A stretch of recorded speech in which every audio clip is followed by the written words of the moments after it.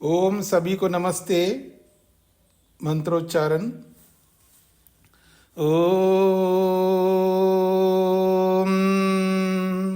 सहना भवतु सहनौ भुनक्तु सह वीर्यं करवावहै तेजस्विनावधीतमस्तु मा विद्विषावहै।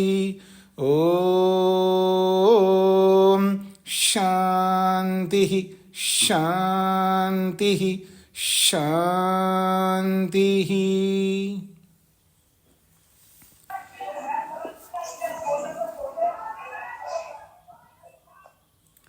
सांख्य दर्शन की कक्षा संख्या 114 है। 5वें अध्याय के 120वें सूत्र तक हमने विचार किया है। पिछले प्रसंग में एक विशेष बात कही गई है, क्रिया संतान और संस्कार संतान।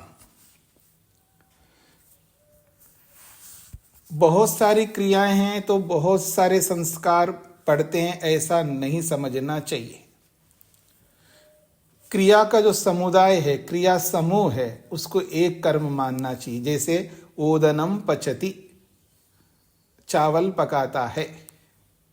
विद्यार्थी पढ़ता है तो पढ़ना 1 घंटे तक है या 2 घंटे तक है, वो एक ही कर्म माना जाएगा। ऐसे विद्यालयम गच्छति, विद्यालय जाता है तो वो एक ही कर्म माना जाएगा। लेकिन क्रिया संतान वहां बहुत सारी क्रियाएं होंगी। जैसे ज्ञान संतान भी होता है, आपने पहले भी सुना था। तो ऐसे ही यहां क्रिया संतान अनेक होते हुए भी संस्कार एक ही माना जाएगा, ऐसा स्पष्ट किया गया है। पृष्ठ संख्या 348 पर नीचे भूमिका को देखना है। मोक्षे तु स्यात् जीवात्मनो भोक्तृत्व अभावः। मोक्ष में जीवात्मा का भोक्तापन नहीं रहता है। तस्य स्वरूप निष्ठत्वात्। क्यों मोक्ष में भोक्तापन नहीं रहता है? क्योंकि आत्मा अपने निज स्वरूप में विद्यमान होता है। जब आत्मा अपने निज स्वरूप में रहता है और निज स्वरूप को अनुभव करता है, फिर वहां भोग समाप्त होता है। समाधो भोक्तृत्व अभाव भवेत्। और जब समाधि लगाता है योगी, तब समाधि में भी भोक्तापन नहीं रहता है, समाधि के काल में। अच्छा, क्यों नहीं रहता है? तो कहते हैं भोक्तृबुद्धे निरुद्धत्वात्। भोग करने की जो बुद्धि है, अर्थात भोग करने का जो एहसास कराने वाला मन है, वो निरुद्ध हुआ है, अर्थात रुका हुआ है। मन काम नहीं करता है, निरुद्ध अवस्था की बात हो रही है। इसलिए समाधि में भी भोक्तापन नहीं रहता है। ये विशेष बात है, याद रखिएगा। सुषुप्तो भोक्तृत्व अभावः। और जो सुषुप्ति है, निद्रा, उत्तम निद्रा में भोक्तृत्व का अभाव रहता है। क्यों? गाढ़ निद्रा या अभिभूतत्वात्। क्योंकि गाढ़ निद्रा के साथ युक्त होने के कारण से, अर्थात बाह्य बुद्धि नहीं रहती है। बाह्य भोक्तापन तो नहीं रहता है वहां पर, लेकिन आंतरिक भोक्तापन तो रहता ही है, लेकिन बाह्य भोक्तापन नहीं रहता है सुषुप्ति के काल में। अनेन बाह्य बुद्धि भोक्तृत्व साधिका इति गम्यते। तो इन 3 बातों से पता लगता है कि मुक्ति में भोक्तापन नहीं होता है, समाधि में भोक्तापन नहीं होता है, और सुषुप्ति में भोक्तापन नहीं होता है। अनेन, इस सिद्धांत से क्या समझ में आता है? बाह्य बुद्धि भोक्तृत्व साधिका। बाह्य बुद्धि ही भोक्तापन को सिद्ध करने वाला है। बाह्य बुद्धि का मतलब है बाह्य अनुभूति ही भोक्तापन को सिद्ध करती है, ऐसा गम्यते, जाना जाता है।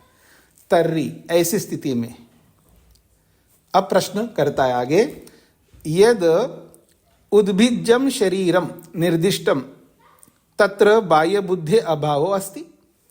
जो उद्भिज शरीर है, जो धरती को फोड़ करके जो निकलने वाले जो प्राणी हैं, उसको उद्भिज कहते हैं, जो पीछे आपने पढ़ा है। तो उद्भिज जो शरीर है, जो आपने निर्दिष्टम शास्त्र में आपने निर्देश किया है, तत्र बाह्य बुद्धि अभाव, उनमें बाह्य बुद्धि तो होती नहीं है। तेन तत्र भोक्तृत्व न सिद्ध्यति, फिर तो उस उद्भिज प्राणियों में भोक्तृत्व की सिद्धि नहीं होती है। भोक्तृत्व अभाव शरीरत्वमपि न सेत्स्यति, जब भोक्तृत्व ही नहीं रहता है तो फिर शरीर की भी सिद्धि नहीं होगी। इति आकांक्षायाम आह, इस आकांक्षा, इस प्रश्न पर उत्तर दिया जा रहा है। प्रश्न स्पष्ट हो गया जी सभी को? अब समाधान है सूत्र के रूप में, 2 सूत्र है यहां पर। न बाह्य बुद्धि नियमः, ये एक सूत्र है। वृक्ष गुल्म लता औषधि वनस्पति तृण वीरूधादीनाम अपि भोक्तृ भोगायतनत्वम पूर्ववत, ये दूसरा सूत्र है। न बाह्य बुद्धि नियमः, कोई ये सोचे कि बाह्य अनुभूति का ही नियम है, बाह्य अनुभूति नहीं है तो फिर कोई अनुभूति नहीं होती है, ऐसा कोई नियम नहीं है। क्यों? वृक्ष है, गुल्म है, लता है, औषधि है, वनस्पति है, तृण है, विरुद्ध है, ऐसे बहुत सारे प्रकार हैं।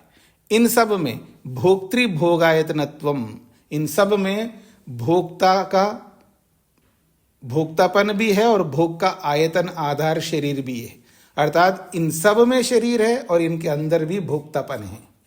पूर्वत का मतलब है पहले जो बता के आए हैं, कितने प्रकार की योनियां होती हैं वो पीछे बता के आए, उन सभी योनियों में अनुभूतियां होती है। अनयो सूत्रयो एक वाक्यता अस्ति, इन 2 सूत्रों में एक रूपता है। बाह्य बुद्धि नियम न, भोक्तृत्वे बाह्य बुद्धि नियमो नास्ति, भोक्तापन को होने में, यह भोक्तृत्व में बाह्य बुद्धि का, बाह्य अनुभूति, बुद्धि का मतलब बाह्य अनुभूति का ही नियम है, ऐसा नहीं है। भवती बाह्य बुद्धिया अपि भोक्तृत्वम, हाँ ये आपकी बात सही है कि बाह्य अनुभूति से भी भोक्तापन होता है, परंतु तत्र न नियम, पर इसमें कोई नियम नहीं है। यतः, क्योंकि बाह्य बुद्धिमंतरेणापि खलु अंतर्बुद्धिया भोक्तृत्वम भवति ही, बाह्य बुद्धि के बिना भी, अर्थात बाह्य अनुभूति के बिना भी निश्चित रूप से अंतर्बुद्धिया, आंतरिक अनुभूति से भोक्तापन सिद्ध होता ही है। कहाँ? वृक्ष में, वृक्ष में आंतरिक अनुभूति होती है। गुल्म, गुल्म कहते हैं झाड़ियों को, बुशेस को। जो गुल्म उसको कहते हैं जो बुशेस तो है, झाड़ियां तो है, लेकिन एक जड़ से अनेक जड़ बनते जाएंगे वहां पर। मतलब एक ही जड़ रहता हो ऐसा नहीं, एक के दूसरा, दूसरे से तीसरा, ऐसे जड़ से जड़, जड़ से जड़, नए नए जड़ बनाते जाते हैं, उसको गुल्म कहते हैं।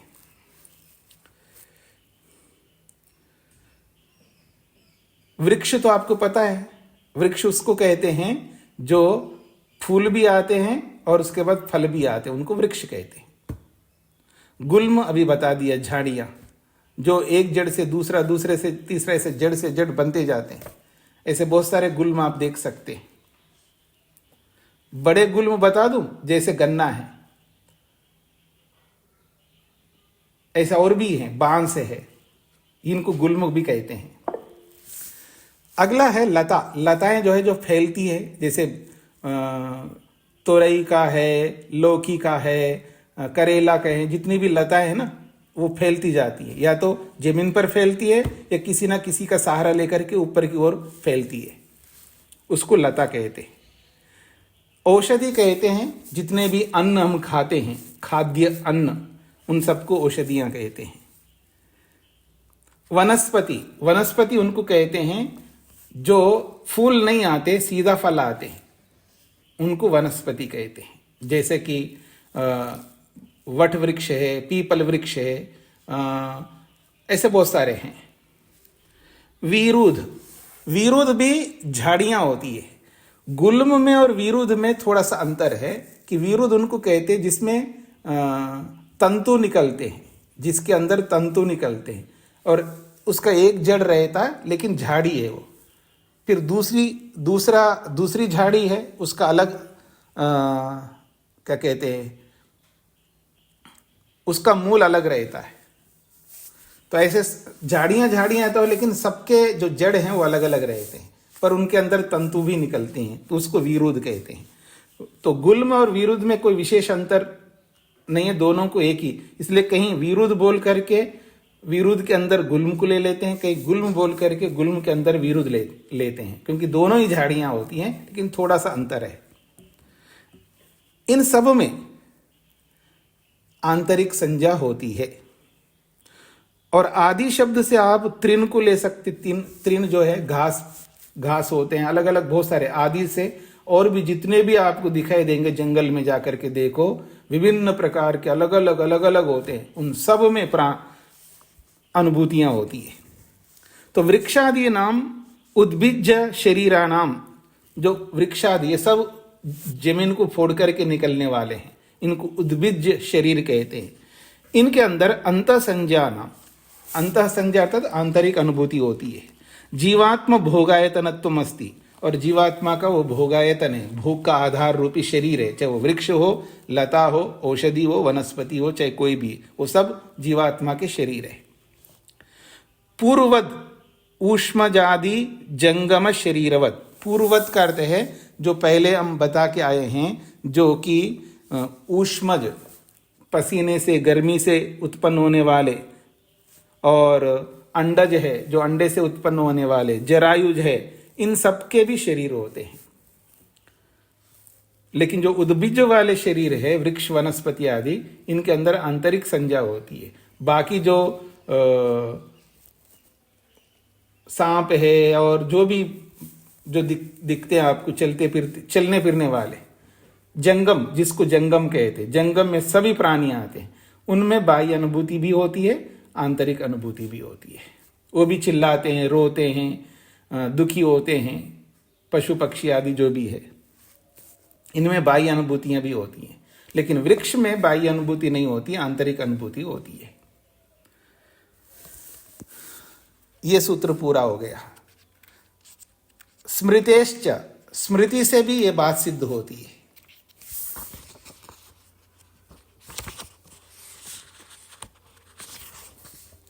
स्मृतेश्च, स्मृतेश्च श्रुतेश्च सिद्ध्यति, चकार से श्रुति को भी ले रहे हैं, स्मृति से और श्रुति से, दोनों से ये बात सिद्ध होती है कि आंतरिक अनुभूति भी होती है, केवल बाह्य अनुभूति नहीं होती है। बाह्य अनुभूति तो होती है, लेकिन केवल बाह्य अनुभूति नहीं, आंतरिक अनुभूति भी होती है।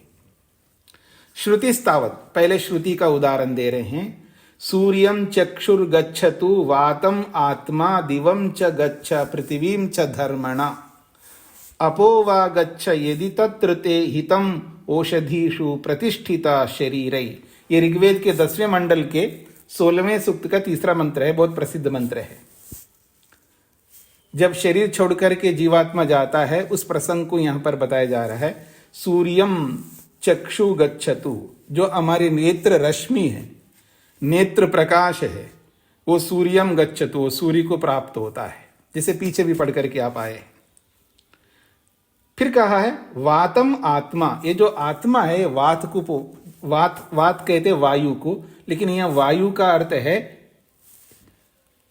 यमाचारी। यम को वात शब्द से भी बोला जाता है, यम को वात शब्द से भी बोला जाता है। तो यम का मतलब है यमाचार्य, जो नियमन करने, न्यायकारी, परमात्मा के पास जाता है। आत्मा वातम, आत्मा जो है, जो न्यायकारी यमाचारी है, जिसको मृत्यु कहा गया है, उसके पास आत्मा जाता है। दिवम च गच्छ, वो द्युलोक भी जा सकता है आत्मा। पृथ्वीम च, और पृथ्वी को भी जा सकता है। कैसे? धर्मना, उसके जैसे कर्म होंगे।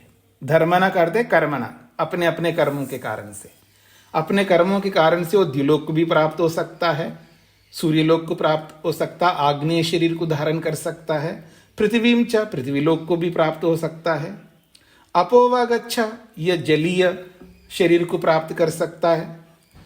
यदि तत्र ते हितम, यदि उसका हित वहीं पर है, जल में जाने का या पृथ्वी में जाने का, द्युलोक में जाने का, जहां जिसका हित है, हित का मतलब है जैसे जिसके धर्म है, जैसे जिसके कर्म है, उसके अनुसार।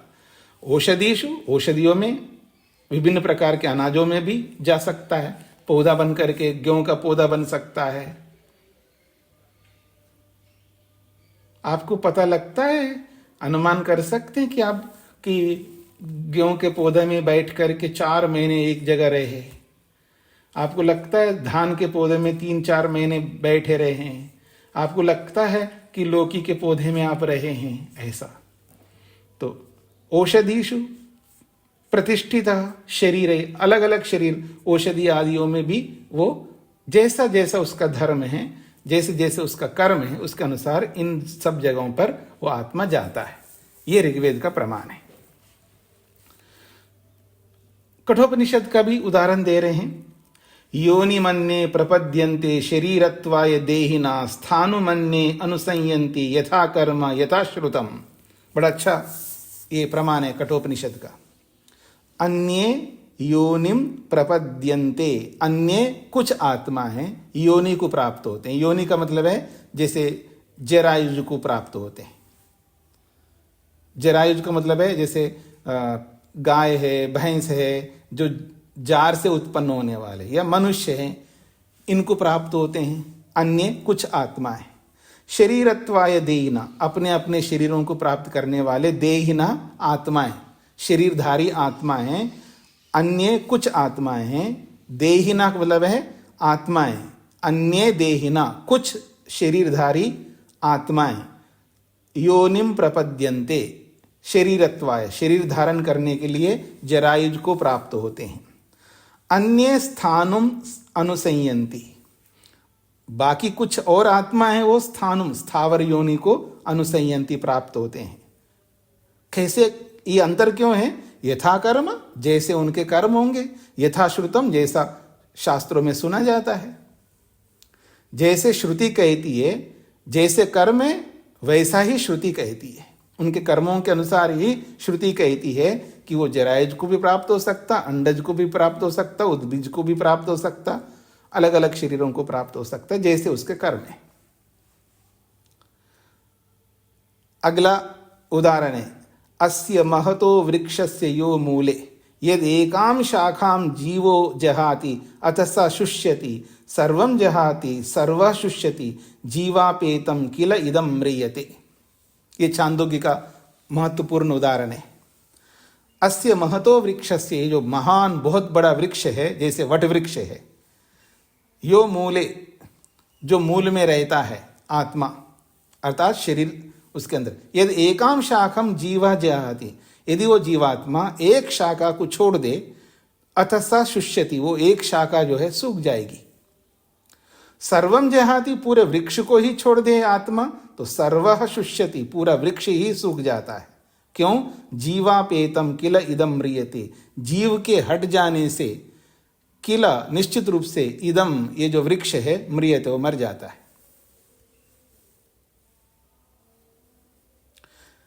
स्मृति खलु अपि, स्मृति मनुस्मृतिकार भी कहते हैं क्या? शरीर जय कर्म दोषई याति स्थावरताम नरः। मनुस्मृतिकार ने तो बहुत सारी बातें कही है कि कैसे कैसे कर्म, राजसिक कर्म होते किस शरीर में जाता है, तामसिक कर्म है तो किस शरीर में जाता है, सात्विक कर्म है तो किस शरीर में जाता है, वो तो बहुत विस्तार से मनुस्मृतिकार ने बताया। लेकिन यहाँ थोड़ा सा दिया है, नरः, ये जो मनुष्य हैं, स्थावरताम, स्थावर योनि को प्राप्त होता है। कैसे?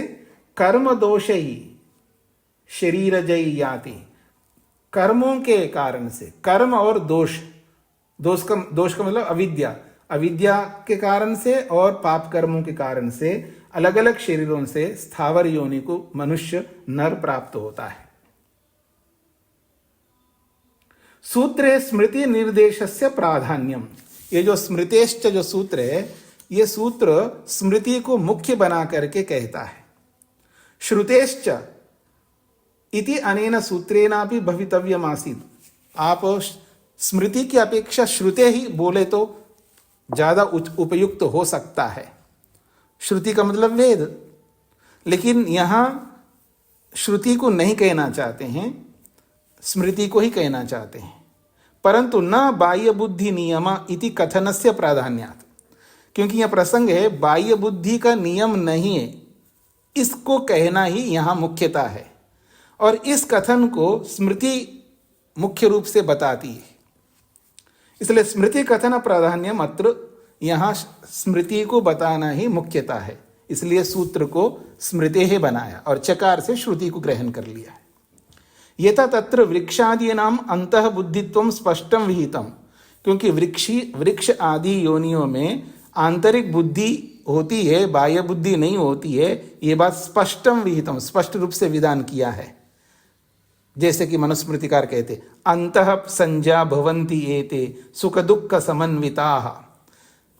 ये जो वृक्ष वनस्पति आदि है अंतः संज्ञा भवन्ति, ये आंतरिक संज्ञा वाले होते हैं। और आंतरिक संज्ञा में आंतरिक अनुभूति क्या होती है? सुख दुख का समन्विता, सुख या दुख से युक्त होकर के अंदर अंदर ही अनुभव करते हैं। ये मनुस्मृतिकार ने बताया है। बहुत सारे लोग बड़े बड़े शास्त्रार्थ करते हैं जी, वृक्षों में जीव है या नहीं है, बड़े बड़े शास्त्रार्थ हुए हैं, उनकी कोई आवश्यकता नहीं है। देखिए वेद भी कह रहा है, ऋग्वेद कहता है, और ऋग्वेद का ये मंत्र कहता है औषधीषु, औषधियों में भी ये जाता है आत्मा। फिर कठोपनिषदकार कहता है, फिर छांदोग्योपनिषदकार कहता है, मनुस्मृतिकार कहता है। कितने ऋषि लोग हैं जो वृक्षों में जीवात्मा को स्वीकार करते हैं और अंतः प्रज्ञा होते हैं, आंतरिक अनुभूति वाले होते हैं, फिर भी ये लोग शास्त्रार्थ करते रहते हैं। खैर ये पूरा हो गया जी 123वां सूत्र। हाँ जी महादेव जी। स्वामी जी जी यहाँ पे बोला जी, जब कुल्हाड़ी से एक डाल काट देता है वृक्ष को, वो जीवात्मा उसको साथ संबंध छोड़ देता है। तो यहाँ पे एक बात है, जो मॉडर्न जो बोटानिस्ट है जी, उन्होंने टिश्यू कल्चर करके वहाँ पे फिर भी एक प्रतिलिपि वहाँ पे निकाल देता है, ऐसा ही। तो इसके बारे में मुझे सोच है कि वो जीवात्मा छोड़ दे तो वो तो कल्चर में तो वो फिर भी पुनर्प्रतिलिपि नहीं बन सकता है, ऐसा ही मुझे हो रहा है। नहीं या कोई देखिए, आपने इसको थोड़ा गलत डायरेक्शन में समझने का प्रयास किया। काटने मात्र से बात नहीं, यदि जीवात्मा जिस शाखा को छोड़ देता है, अर्थात उस शाखा में जीवात्मा अपना संपर्क छोड़ देता है, तब वो शाखा सूख जाती है, ये बोला है।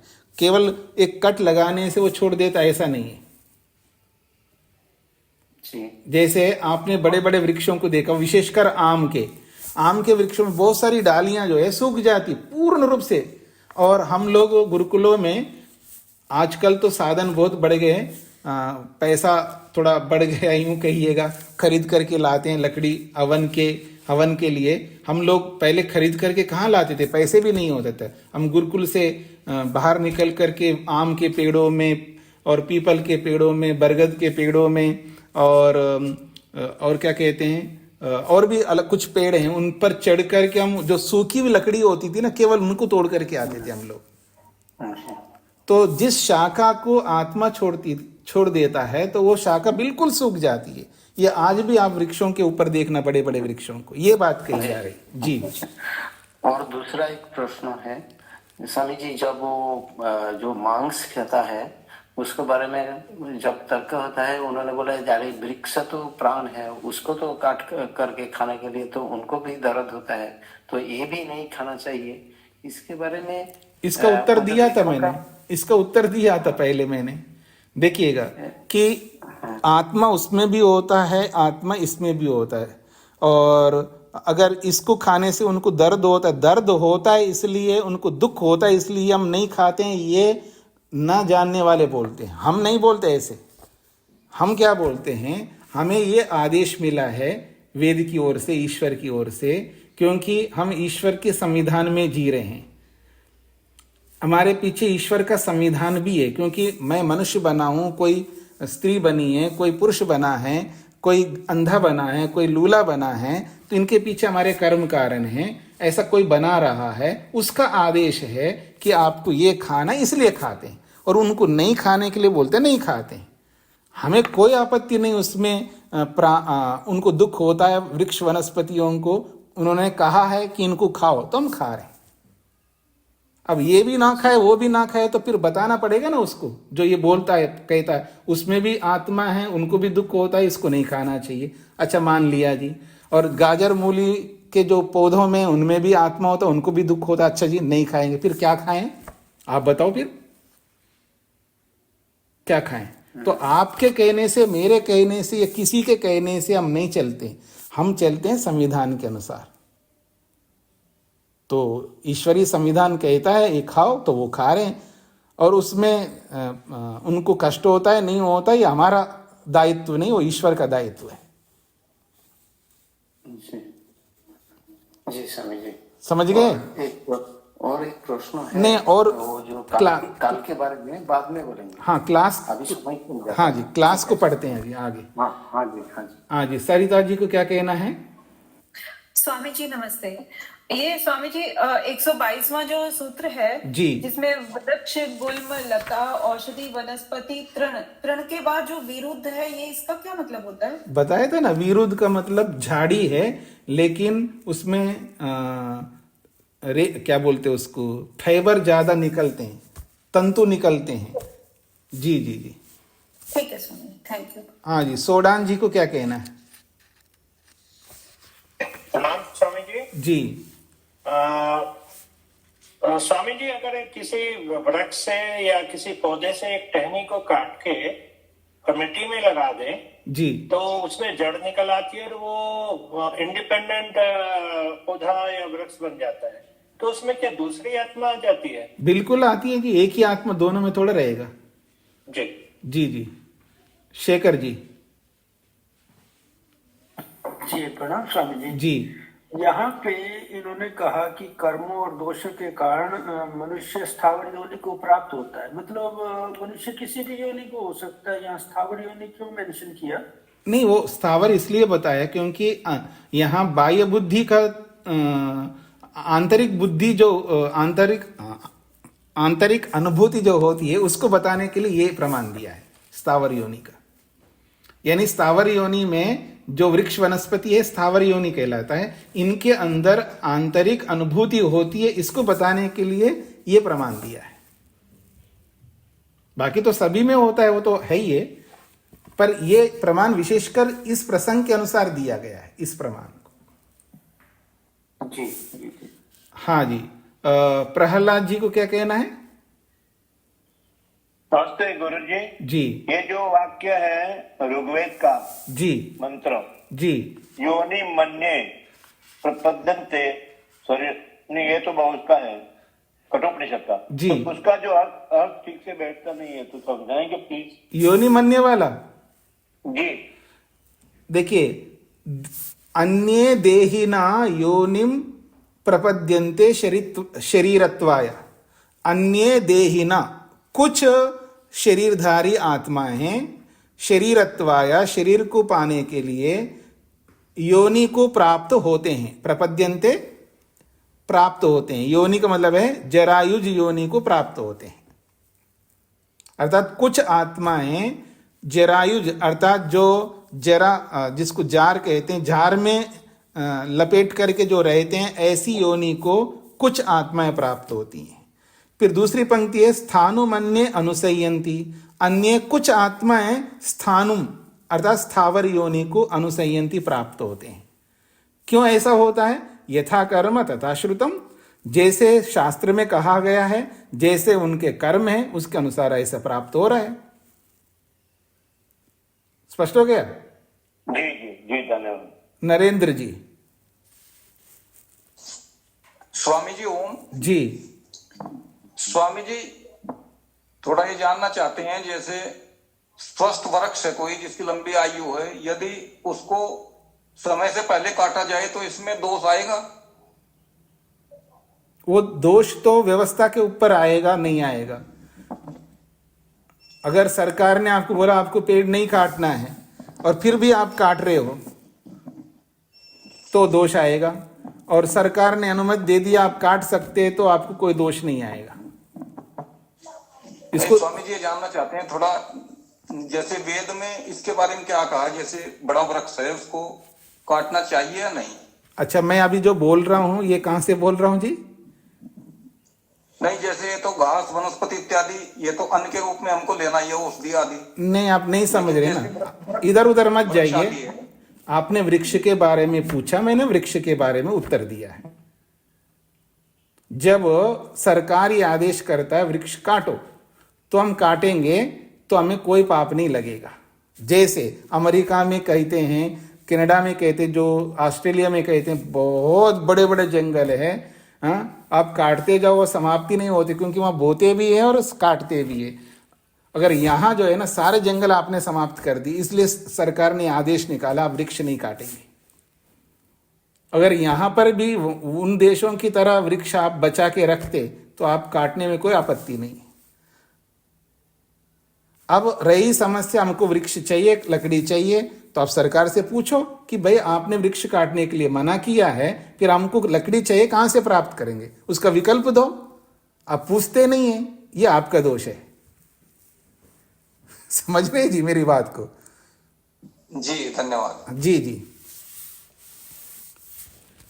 क्योंकि नियम ईश्वर ने भी बनाए, नियम सरकार ने भी बनाए, नियम आपका घर का भी बनाया जाता है। तो आपका घर का भी नियम यदि वेदानुकूल है तो सही है, और सरकार का नियम वेदानुकूल है तो भी सही है। तो सारे नियम सही हो सकते हैं जो वेदानुकूल होने चाहिए। तो अभी मैंने जो बात कही है कि वृक्ष इतने ज्यादा है, इतने ज्यादा है, आपके काटने से कुछ नहीं बिगड़ने का, और जितना ज्यादा वृक्ष आप पैदा करते हो उससे कम काटते हैं आप, तो फिर उसमें कोई दोष नहीं है। ईश्वर भी कोई आपको दोष नहीं देगा। लेकिन आप वृक्ष को काटते ज्यादा हैं और पैदा कम करते हैं, फिर आप काटोगे वृक्ष को, तो ईश्वर दंड देगा आपको। ये वेदानुकूल है। मोहनलाल जी को क्या कहना है?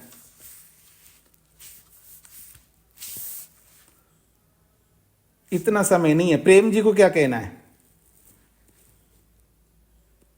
स्वामी नमस्ते जी। जी, कभी कभी कोई पेड़ ऐसा होता है जैसे वट वृक्ष लगा लो, वो नहीं, जाता है। अब इस तरह का प्रश्न मत करिएगा। अच्छा चलो, जो है हमारे जीव विज्ञान में एक कोशिकाएं ले लो, वो उस पद्धति को स्टेम कल्चर बोलते हैं। वो फैला के फिर वो स्किन ग्राफ्टिंग कर देते हैं दूसरे की, जहाँ पर स्किन जल गई हो दूसरे उसको। तो उसमें क्या कहना चाहते हो उससे आप? नहीं, उसमें कोई अलग से जीव पैदा होगा या वो मतलब थोड़े से कोशिकाएं ली, उसको कल्चर करते हैं, बढ़ती जाती घास की तरह, जब इतनी बड़ी हो जाती कहीं और स्किन ग्राफ्टिंग करते हैं। हाँ, तो उसमें जीव ऐसा है, कर्म करना आपका काम है, जीवात्मा को डालना भगवान का काम है। इसलिए चिंता मत करिएगा, जितना आप ग्राफ्टिंग करो उतना ही आत्माओं को डालेगा परमात्मा, क्योंकि आपने कर्म किया तो ईश्वर उसका फल देगा। नहीं तो आपको ये मानना पड़ेगा एक आत्मा अलग अलग जगह पर है, ये मानना पड़ेगा ना आपको। आत्माओं की कोई कमी थोड़ी हमारे पास में। जैसे आपका शरीर है, आपके शरीर में आपके शरीर को भोगने वाला एक आत्मा है, लेकिन आपके शरीर में कितने आत्मा हैं, उनके खुद के अपने अपने शरीर है छोटे छोटे। इसलिए उसकी चिंता मत करिए, आत्मा बहुत हैं। आप कितना भी ग्राफ्टिंग करते जाओ उतनी आत्माओं को डालता जाएगा भगवान। हाँ जी, सुभाष जी।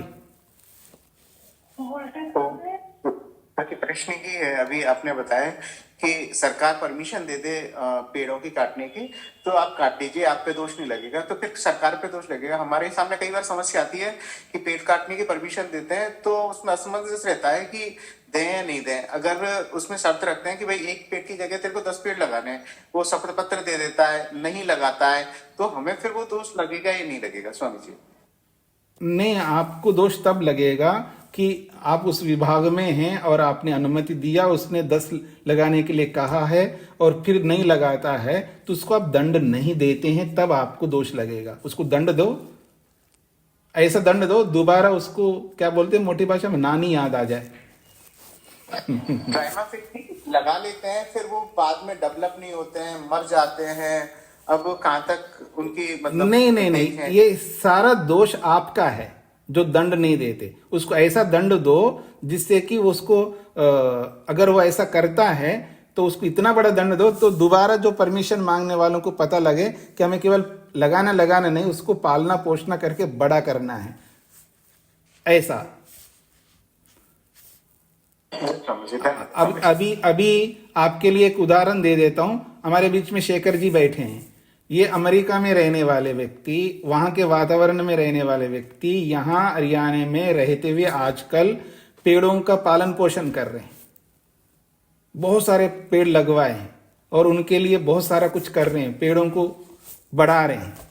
तो अगर कोई व्यक्ति पेड़ की आवश्यकता है और आपने परमिशन दिया है तो उसको बहुत सारे पेड़ लगाने होंगे, जो भी आपका नियम होगा सरकार का। और केवल लगाना नहीं, उसको वृद्ध करना, बड़ा करके करना है। अगर नहीं करता है उसको ऐसा दंड देना चाहिए जिससे कि जो अगला जो परमिशन लेने वाले को समझ में आ जाए।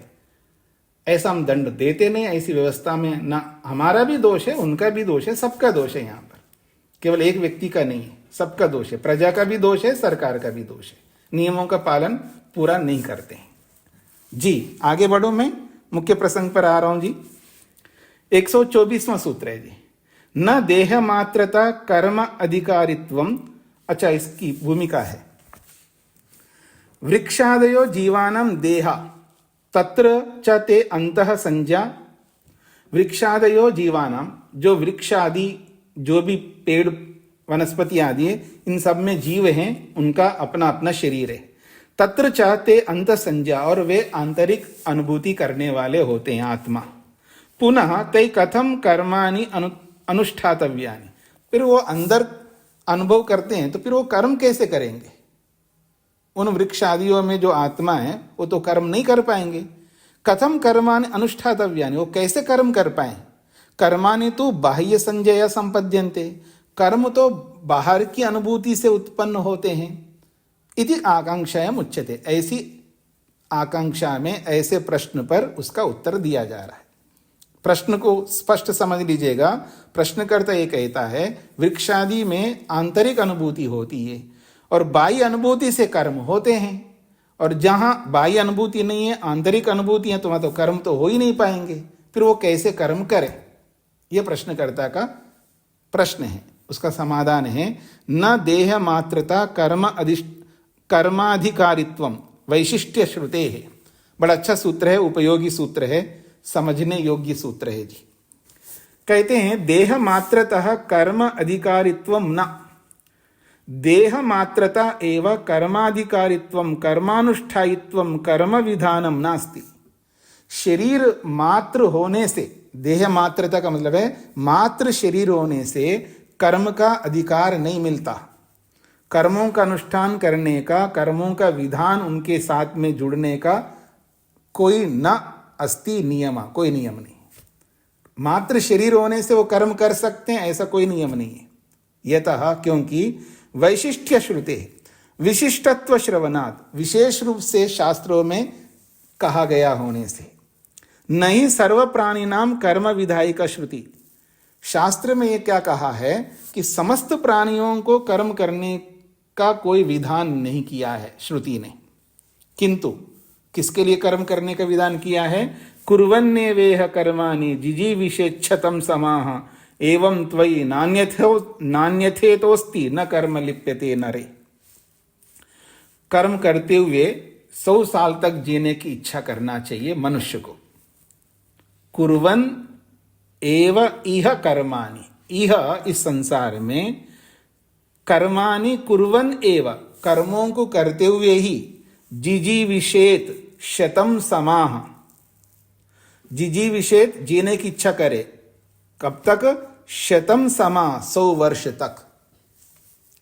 एवं इस प्रकार कर्म करते हुए, त्वयि तुझ आत्मा में, त्वयि नरे, हे नर, हे मनुष्य, त्वयि तुझ में, न कर्म लिप्यते, कर्म कभी लिप्त नहीं होंगे। कौन से कर्म? पाप कर्म, पुण्य कर्म लिप्त नहीं होंगे। बस निष्काम कर्म करते हुए जीने की इच्छा करो 100 साल तक, या 100 साल तक जीने की इसलिए इच्छा करो ताकि मैं निष्काम कर्म कर सकूं, तब कोई पाप कर्म आपसे लिप्त नहीं होंगे। न अन्यथा इतो अस्ति, इसके अतिरिक्त और कोई मार्ग नहीं।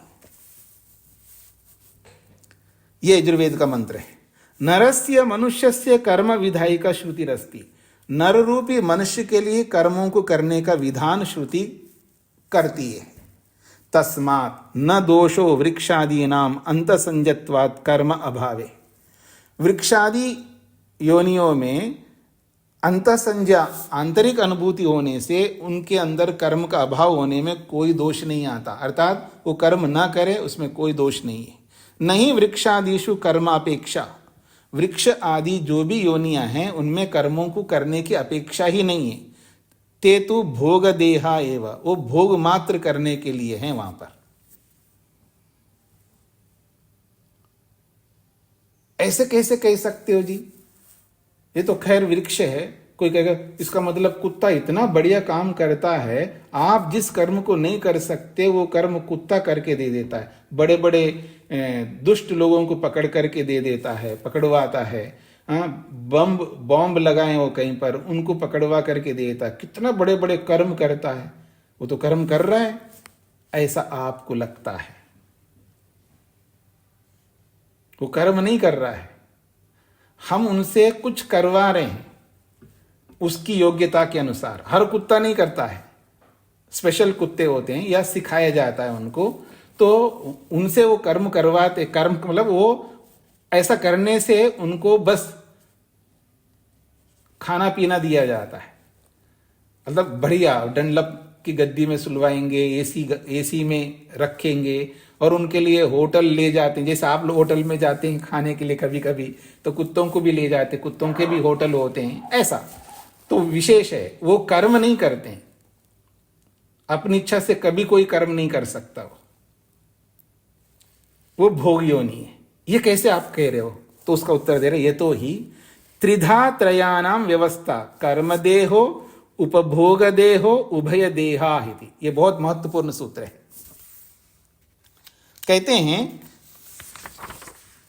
त्रिधा व्यवस्था, त्रिप्रकारा व्यवस्था देह विषये, शरीर के विषय में 3 प्रकार की व्यवस्थाएं जी। साच इत्थम यथ, और वो जो व्यवस्था है वो इस प्रकार है कि त्रयाणाम कर्म देह उपभोग देह उभय देहा सांकल्पिक शरीरवताम वेद प्रकाशक कर्म वेद प्रकाशक महर्षि नाम अज्ञादी नाम कर्म देह। एक शरीर वो है कर्म देह कहलाता है, मात्र उनको कर्म करना है, उसका उन कर्म का फल नहीं मिलता उनको, बस कर्म करना है। सांकल्पिक शरीरवताम, जो कि उनका सांकल्पिक शरीर है, जो पीछे आया था, संकल्प शरीर कहलाता है वो। किस लिए है उनका शरीर? वेद प्रकाशक महर्षि नाम, जो वेदों को प्रकाशित करने के लिए वो प्रादुर्भूत हुए संसार में। अग्नि आदि जो ऋषि हुए हैं, 4 ऋषि, उनका कर्म देह कहलाता है।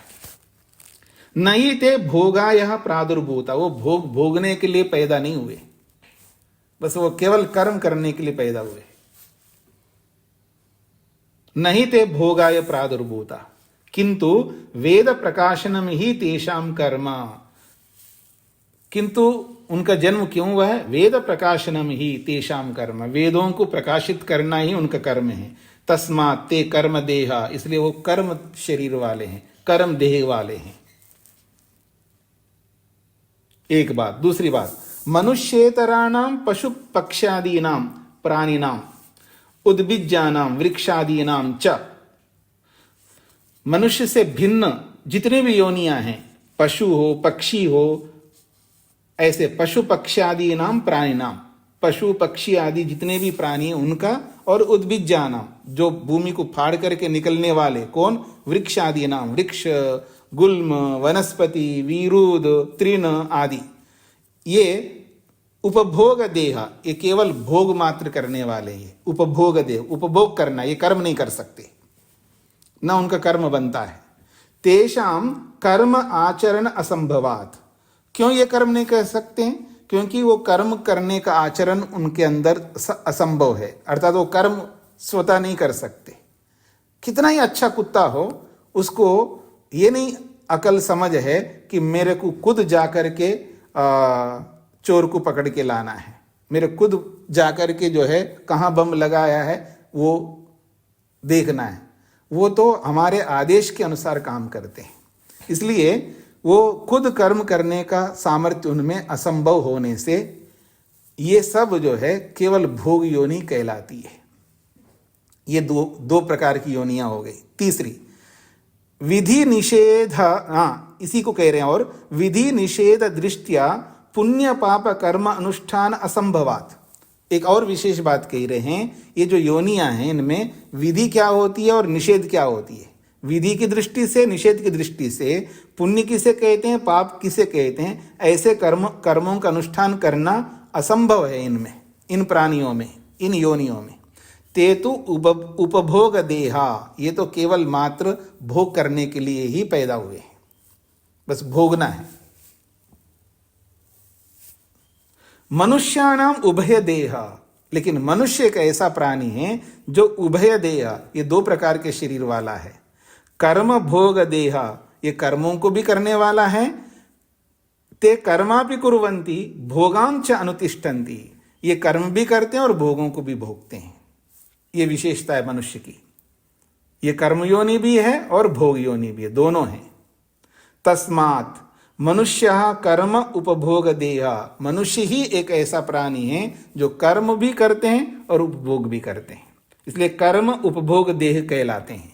इस प्रकार से तीन प्रकार की व्यवस्था की है परमात्मा ने।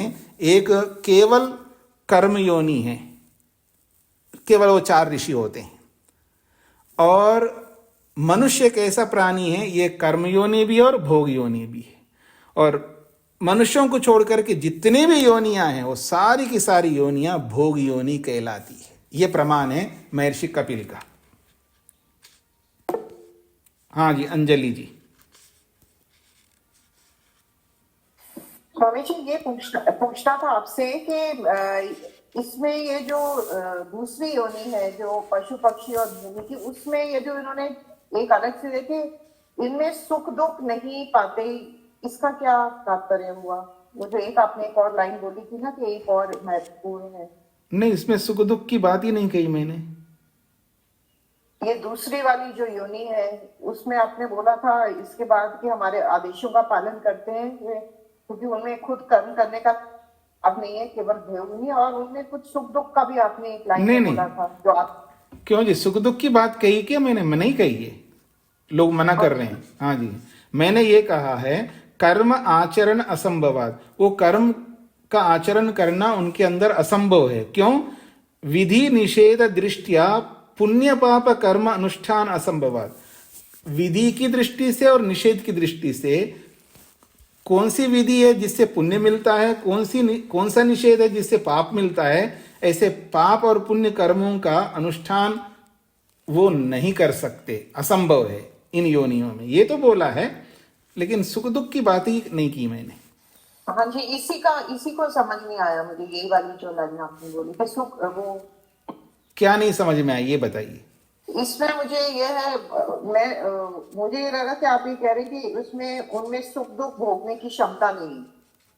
मैंने ये नहीं बोला, अगर मान करके चलते थोड़ी देर के लिए, मान है तो गलत बोला है जी, उसको मैं ड्रॉप करता हूँ। नहीं, मैं मुझे ये समझ आया, आप तो गलत भी बोल सकते, मुझे ये समझ आया। नहीं, गलत भी बोल सकता हूँ कभी। जी जी, हाँ, तो आपको ऐसे समझ में है तो उस समझ को हटा दीजिएगा। सुख दुख की अनुभूति तो पिछले सूत्र में बताया, वो सभी करते हैं, हर योनि सुख दुख की अनुभूति करती है। इस लाइन का क्या अर्थ हुआ, जो क्या हुआ? किसका लाइन? यही वाली जो अभी आपने बताई। वो लाइन बताइए ना, कौन सा, कुछ पढ़ करके। अब जैसे भी पढ़िए, मेरे कोई आपत्ति नहीं है, पढ़ करके बताइए कौन सी लाइन। ये जो मैं लाइन तो ढूंढनी पड़ेगी मुझे, थोड़ा संस्कृत में प्रॉब्लम है इसलिए। कोई बात नहीं, वो अक्षर बोलते जाइए। देखिए, आपको पढ़ना नहीं आता है तो अक्षर ऐसा बोलिए, वी धी नी शे, इस तरह का पढ़ करके बताइए एक एक अक्षर को, मेरे को समझ में आ जाएगा आप क्या पूछना चाह रहे हैं, कौन सा लाइन पूछना चाह रहे हैं। भोगाय प्रादुर्भूता किंतु वेद प्रकाशन ही तेषा कर्म जी सस्ताग्ते कर्म देहा। हाँ, ये जो है ये दूसरी पंक्ति से शुरू हो रही है। सांकल्पिक शरीरवताम वेद प्रकाशक महर्षि नाम अज्ञादी नाम कर्म देह। 3 प्रकार के शरीर बताए ना, एक कर्म देह यानी जिनको केवल कर्म मात्र करना है, ये भोग नहीं करेंगे। तो कहते हैं वो कौन है, जिनको सांकल्पिक शरीर बोला है। जैसे पीछे आपने पढ़ा था कि कितनी प्रकार की योनि होती हैं। एक उद्भिज योनि होती है जो भूमि फाड़ करके, एक ऊष्मज योनि होती है जो पसीने से गर्मी से उत्पन्न होने वाले, कोई अंडज योनि होती है जो अंडे से उत्पन्न होने वाले, कोई होते हैं जो जराम से उत्पन्न होने वाले जैसे हम लोग हैं। उसके अलावा 2 शरीर और बताए, एक सांकल्पिक शरीर है जो बिना मैथुनी सृष्टि से परमात्मा जो है धरती के अंदर ही घर बना करके उनको पैदा करते हैं, उनको सांकल्पिक शरीर कहा है। वो है 4 लोग, 4 अग्नि वायु आदि जो 4 ऋषि है वो लोग है। उनको केवल कर्म करना है। क्या कर्म करना है? वेद प्रकाशनम ही तेषाम कर्म, वेदों को प्रकाशित करना है, वेदों को प्रकट करना है हम सबके लिए, यही उनका कर्म मात्र रहा है। तस्मात्ते कर्म देहा, इसलिए वो कर्म देह वाले।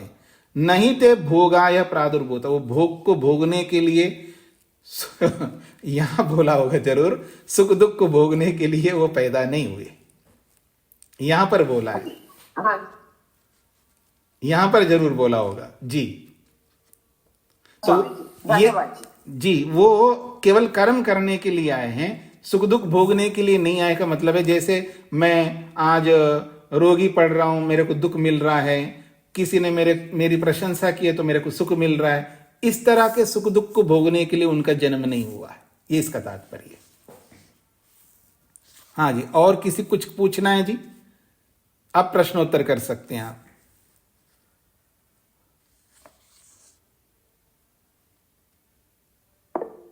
हाँ जी, लवनीश जी। नमस्ते आचार्य जी। आचार्य जी, 4 ऋषियों के साथ में और भी आत्माएं मतलब शरीर उत्पन्न होती हैं, आत्माएं शरीरधारी होती हैं उनको सृष्टि में ना, उनको सांसिद्धिक शरीर कहा है, स्वाभाविक शरीर कहा। 6 प्रकार की योनि बताए ना जी, सांसिद्धिक जी। और किसी का? हाँ जी, इसमें जो 4 ऋषि हैं वो जब देह धारण करते हैं तो जो स्वाभाविक देह के कर्म है, भूख प्यास उसका सुख दुख तो अनुभव करेंगे ही, वो तो करते हैं ना? नहीं, वो तो करते हैं लेकिन वो एक अलग स्थिति है, वो जब तक जिएंगे तब तक वो ये करेंगे ही, उसमें तो कोई आपत्ति नहीं। लेकिन जैसा सुख दुख आज हम भोगते हैं उसके लिए नहीं है। नरेंद्र जी। स्वामी जी, ये जानना था, ये भोग योनि में कब तक रहना पड़ेगा इसका जीवात्मा को? जैसे जितने कर्मों के कारण से उनको ये योनि मिलती है। योनि आपने योग दर्शन पढ़ा है ना नरेंद्र जी? योग दर्शन पढ़ा है आपने? जी जी पढ़ा है ना? वहां जाति आयु भोग 3 बात कही है।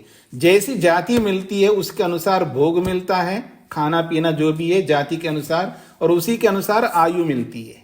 तो जाति ही निर्धारण करती है कि आप उस जाति में कितने साल के लिए आए, 100 साल के लिए आए हैं अथवा 1000 साल के लिए है, या 10,000 20,000 हजारों साल तक है। जैसे वृक्ष है, बड़े बड़े वृक्ष होते हैं, बहुत बड़े बड़े वृक्ष होते हैं, ऐसे पूरा गर्दन ऊपर करके देखना पड़ता है, वो हजारों साल जीते हैं। तो जाति वो योनि बताएगी आप किस योनि में जा रहे हो और उसकी आयु कितनी है और आपका भोजन क्या है। तो जाति आयु और भोग ये जाति से निर्धारण होता है। तो जैसे हमारे कर्म होंगे उसके अनुसार होता है। स्वामी जी, ये जानना था थोड़ा, जैसे ये कहा गया कि 50 पुण्य और 50 ये पाप बराबर होंगे तभी मनुष्य का जन्म मिलता है। तो जैसे किसी ने ये 80 कर दिए पाप तो ये स्तर जब बराबर होगा तभी तक ये भोग में रहना पड़ेगा, उसको ये जानना था। हाँ, तो भोग में रहना पड़ेगा ना। आप खुद बता रहे हो प्रश्न और खुद उत्तर दे रहे हो, तो उसमें क्या पूछना है? आपका उत्तर भी स्वयं बता रहे हो और प्रश्न भी स्वयं उत्पन्न कर रहे हो। तो जब 80% पाप किया तो दूसरी योनि में जो योनि देगा उस योनि तक, उस योनि में रहना पड़ेगा। और जब तक वो उन भोगों को भोगेगा नहीं तब तक वो आएगा नहीं। उसको भोगते ही फिर उसका प्रतिशत कम हो जाएगा ना, उसका प्रतिशत कम हो जाएगा। ये सारी समस्या ये है कि हमें कर्मफल सिद्धांतों को ना जानना है। कर्मफल सिद्धांत बहुत व्यापक विषय है। तो मैंने कई बार बताया है कि जितनी योनियां हैं संसार में आज, उतने प्रकार के कर्म हम करते हैं और हर अकाउंट में ढेरों अनगिनत अनकाउंटेबल कर्म हमारे पास पहले से ऑलरेडी है। मोटी भाषा में बोलो, बतेरे कर्म है हमारे पास में, बहुत है। अब वो बहुत सारे कर्म हैं। अब उन सारे कर्मों को लेकर के जन्म नहीं देता परमात्मा। परमात्मा हमसे ज्यादा होशियार है, इसलिए जितने कर्मों से वो योनि मिल सकती उतने कर्मों का फल देता है। बाकी वो कर्म अकाउंट में बने रहेंगे। और जैसे वो कर्म को पूरा करके जब आता है ना, तो वो उसका जो मनुष्य वाले कर्मों का प्रतिशत है वो कम था और दूसरे का कर्म प्रतिशत ज्यादा था। और जैसे वो भोग के आएगा तो वो डाउन हो जाएगा, तो ये अधिक दिखाई देने लगेंगे, फिर मनुष्य बना देगा। इस तरह का विचित्र लीला है परमात्मा की। वो कर्मफल सिद्धांत को समझने से होगा। हाँ जी, प्रतिभा जी को क्या कहना है? नमस्ते स्वामी जी। जी स्वामी जी, जैसे हम यज्ञ करते हैं और यज्ञ में जो हम समिधा यूज कर रहे हैं, अगर वो शाखा मतलब अलग हो गई, वृक्ष से अलग हो गई, तो पाप कर्म नहीं बनेगा। तो अगर हमने उसको यज्ञ में समिधा की तरह यूज किया और जो लकड़ी हम खरीद करके ला रहे हैं उससे यज्ञ कर रहे हैं, तो पाप कर्म बनेगा, ऐसा समझे? नहीं, ऐसा नहीं। अभी मैंने उसको उत्तर दिया था।